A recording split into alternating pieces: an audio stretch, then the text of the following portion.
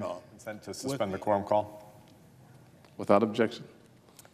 Mr. President, I rise to say in public today what I've been discussing with many individual Nebraskans over the last 17 days about the Me Too movement, the important Me Too movement, about a nation that is accelerating our descent into tribalism, and about our continuing decline here in the Senate as a deliberative body.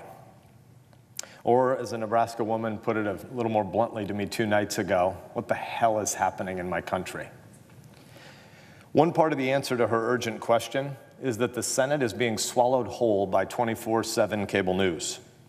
And that inclination, that temptation, probably just can't be reconciled with being a great deliberative body.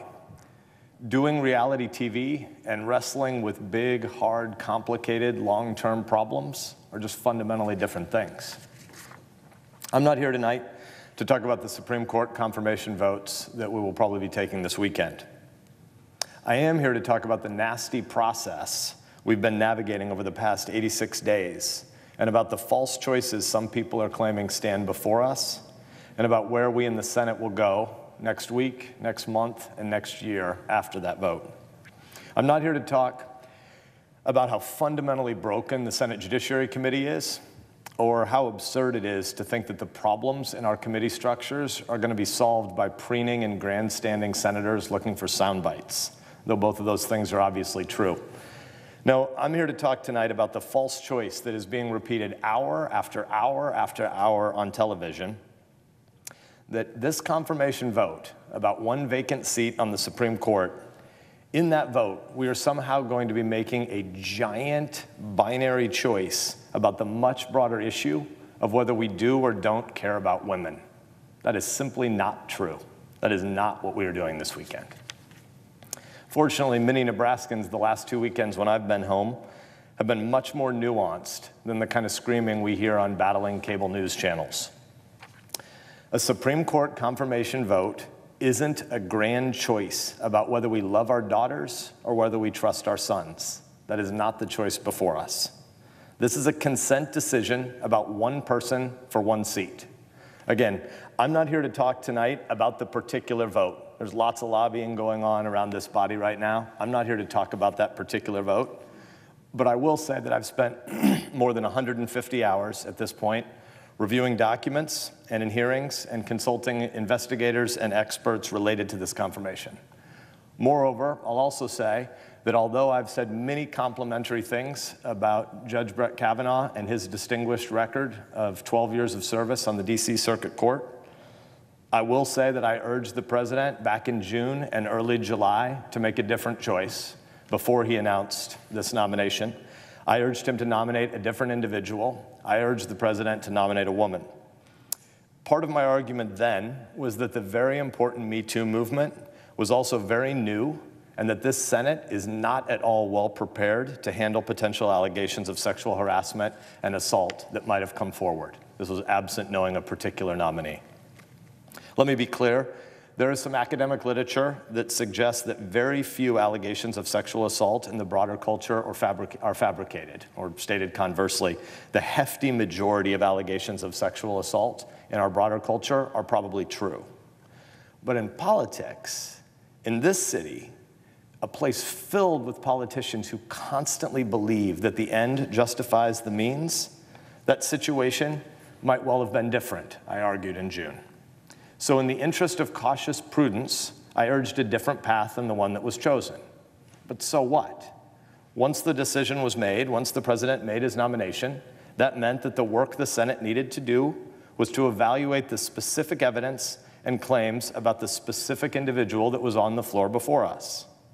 But we're being told now that our vote isn't about a specific individual, a specific seat, or specific evidence, but rather we're being told that the choice before us in this confirmation is a much broader choice about whether we do or don't care about women. If you turn on cable news, or if you open up social media, and I highly recommend against both of those things in times like this, for the last 2.5 weeks, I've stayed clear almost entirely of those 2 ugly places, and it's been good for my soul. But what you hear, if you turn on cable or if you look at social media, is pick a side. It's good versus evil. Everything is immediate. Everything is certain. There is no doubt. There is no gray. There are only tribes of Hatfields and McCoys, Israelis and Palestinians, a world of generational hatred without end. No listening, no understanding, no empathy, no possibility that perhaps, just maybe in a broken world, violence, pain, and shame are all too real. And perhaps trying to make angels and devils out of your fellow countrymen and women is not the most useful way for us to try to make sense of the world. Everything might not be black and white simple. We regularly seem in this body and in the politicized culture that we're trying to serve on cable news, we seem to lack any awareness of the possibility that maybe, just maybe, constant, instant certainty about political battle lines might not be a good way to go forward. We might be undermining rather than building a better world for our kids. Well, I don't believe that this is what most Americans want. I don't believe that most Americans are political addicts. I don't believe that most Americans trust us in this institution. I don't believe that most Americans want our political class to be our leaders right now. I don't believe that most Americans want to see each and every question, each and every sphere of life, each and every institution across the land to be politicized. I think most Americans are a lot more like my wife, who called me last week from Nebraska sobbing after both opening statements on Thursday. What we saw and heard during last Thursday's 8 grotesquely public hours was 2 different families hurting badly. 2 families, the Ford family and the Kavanaugh family, both of them homes with children that have been the recipients of constant death threats. And for what? For 1 seat on the Supreme Court? We know that this isn't about that when people are threatening death. This is about tribe. One of the 2 families can't let their girls go out alone now. The other family's been forced to move from their home. In both Northern California and suburban Maryland, there are extra folks being hired in the important work of protection and security detail, but a part of our economy that we don't want to grow and that is indisputably growing in our time. This isn't right. We saw people having to grapple with the brokenness and the sinfulness of a fallen world, but they were not just grappling with it. They were grappling with the nastiness east of Eden, real time on television, as a kind of politainment art. No one really thinks that our body politic is going to get any healthier by giving more oxygen to the one-man clown show that is Michael Avenatti. But you know what? Not being down with the circus is not the same thing as being indifferent to the complexities of the Me Too movement. I believe that we have a widespread legacy of sexual assault in this country. I believe we don't have much of a shared sexual ethic right now, and we haven't for quite some time, and I think that horrible stuff has happened and continues to happen. I've wept with the victims of sexual assault, and I believe the advocacy group's data that between 1/5 and 1/3 of American women have been sexually assaulted at some point in their lives. And given that most women have many other important women in their lives, a mom and a daughter, sisters, and a couple of close friends, it means that the overwhelming majority of American women have been deeply affected, deeply hurt by the tragedy of sexual violence. I've had 2 dear, dear friends who've been raped, and it is an act from the pit of hell. People, men and women, are created in the image of God, imago Dei, we say in Christianity. Sexuality is a deep and precious gift. It is an intimacy, it is a oneness that is to be shared and given, never taken. Sex is big, not small, and you don't get to decide it for someone else. The Me Too movement is a complicated movement, but it has been a very good thing. Far too often, many girls and women have been told that they're meat. They've been told this in word and in deed, that they're parts to be consumed, rather than God's children, to be cherished and respected and partnered with. Caitlin Flanagan of The Atlantic, one of the most profound writers on sexuality in our time, wrote recently about a horrible experience she endured during her senior year of high school on Long Island. She was the victim of an attempted date rape, and she contemplated suicide in its aftermath.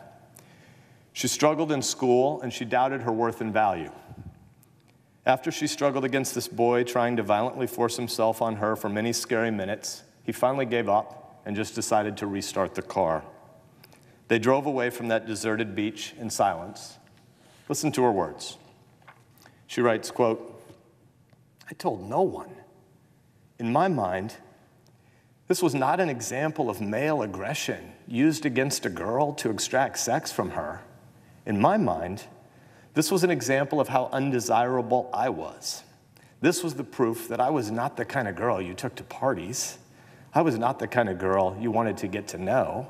I was the kind of girl you took to a deserted parking lot and tried to make give you sex. Telling someone would not be revealing what he had done. It would be revealing how deserving I was of that kind of treatment." Close quote. Hear what she's saying here. This precious young girl was hearing in her sexual assault that there must be something wrong with her, that she's the kind of girl only worth being groped. She's not worth being taken to dinner or engaged in conversation as if she has a mind. If that doesn't make you cry, there's something wrong with you. And now adult Mrs. Flanagan continues, quote, "My depression quickly escalated to a point where, if I'd been evaluated by a psychiatrist, I would probably have been institutionalized as a danger to myself. I had plans for how I was going to kill myself. I managed to make a few friends who introduced me to acid, which was no help with the depression. I sat in classes in a blank state, except for English. Quote, 'To the girl about whom I will someday say I knew her when,' my English teacher wrote in that yearbook. Words that stunned me when I first read them and that I've never forgotten." Close quote. What a blessing to have had that kind of teacher. Someone who proclaimed to Flanagan her dignity and her worth, who shouted meaning into her soul. Our culture has been living through an epidemic of sexual assaults, and these attacks on girls' worth, on women's worth, need to be grappled with. They need a reckoning. What we're dealing with here is horrible physically, but it's more than that. What we're dealing with something that has a spiritual level as well. My view is that the Me Too movement is going to make some mistakes. It's going to have some excesses, but overall, it's been an important and a needed development. A whole lot of brave women have stepped forward, and they've exposed their abusers, who've been some of the most powerful men in Hollywood and media, in corporate America and elsewhere. These women did this at unthinkable professional and personal risk. They deserve our respect. They also deserve not to have their progress co-opted by the cynics who run this town. Their stories are not fodder for fundraising emails. The Me Too movement doesn't belong to the left or to the right. The Me Too movement belongs to the women who have found in it an inspiration to step forward and confront the people who hurt them. I have 2 daughters, and God forbid in the event that something ever happened to one of them, I want them to feel like they can come forward knowing that their accusations would be taken seriously, that they wouldn't be dismissed or vilified for speaking up, that they wouldn't be ashamed or blamed. We all know that the president cannot lead us through this time. We know that he's dispositionally unable to restrain his impulse to divide us. His mockery of Dr. Ford last night in Mississippi was wrong, but it doesn't really surprise anyone. It's who he is. Similarly, it was wrong last week when he said that, quote, "If the attack on Dr. Ford was as bad as she says, charges would have been immediately filed with local law enforcement authorities," unquote. It was wrong when people insinuate that a woman bears blame for her sexual assault because she was drunk. This reinforces the stereotypes that have caused millions of women to bury their experiences of abuse and assault for decades. This kind of repugnant nonsense creates excuses for abusers. Just because a woman drinks, or even if she drinks too much, does not make her body or her sexuality any less her own. And I don't want anyone telling those poisonous lies to my daughters.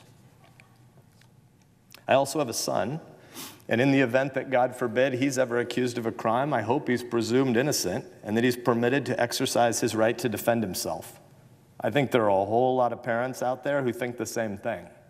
I don't just think this, I know this because I've been answering the phone in my office this week.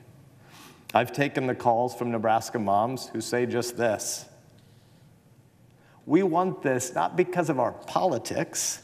We want this because we believe that girls and boys, women and men, daughters and sons are created with dignity and worth. This is not about choosing between believing our daughters and protecting our sons. That choice is false. But you know what my constituents back in Nebraska told me this weekend they think this is now about? They think it's about us.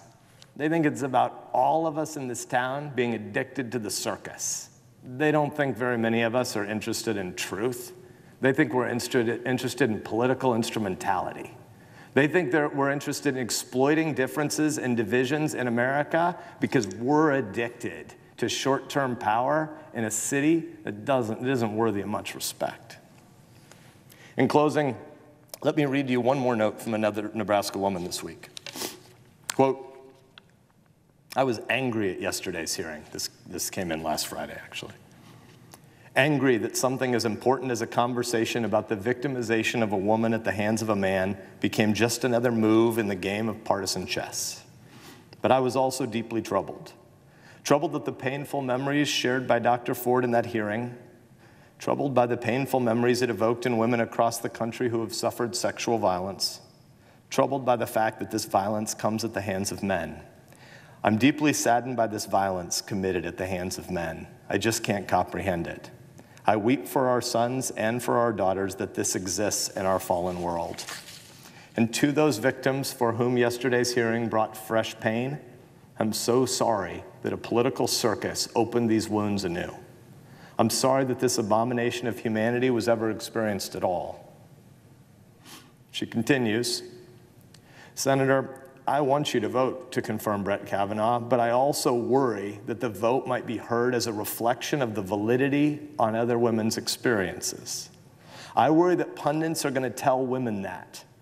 I'm tired of women's stories just being used for politicians' ends. I'm tired of women being used and discarded. Women's pain isn't just supposed to be a political football, close quote. She's obviously right. The Me Too movement doesn't belong to politicians. The Me Too movement has elevated our consciousness and our awareness of sexual assault and sexual violence against women. And we must not give back the important ground in this movement by authorizing this media circus to stand in for generations of stories of tragic pain. And no matter how much cable news screams this, it would be an egregious offense against the cause of women to call this one up or down vote a proxy for the validation and validity of claims of sexual violence. We can do better than that, and we must do better if we're actually going to care about women and if we're going to serve our constituents in this body. Thank you, Mr. President.